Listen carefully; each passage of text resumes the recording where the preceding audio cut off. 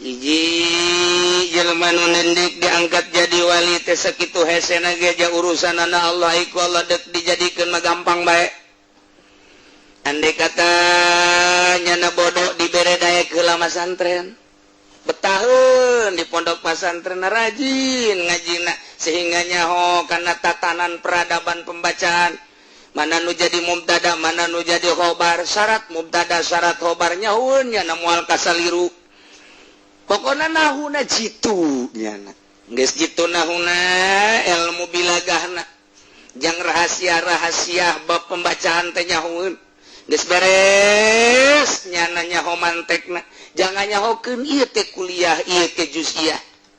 Jangan nyahokeun ieu teh qadiyah syartiyah, ieu teh qadiyah hamliyah. Komo dibarengan ka ditu ku samsiah mah ieu teh basitoh, ieu teh muhtalitoh, ieu teh muraqabah. Geus mantep jasa geus. Belah dituna bisa nyana ngaistinbat masalah walaupun hasil ulama.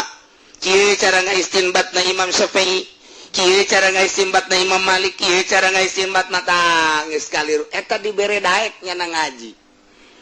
Tidinya nyana merenung aing ngaji jayeuna maca mah bisa. Ngahartikeun ja bisa. Fatul Muin geus lecek ja ku aing ieu. Dijangjangan geus tinggal hiber bae Fatul Muin. Caringin dijangjangan. Di ditu dijangjangan, di Banjar dijangjangan. Asana mun ditinggalkeun hiber ge Fatul Muin. Saya jangjangan. Tapi aing can husu bae salat.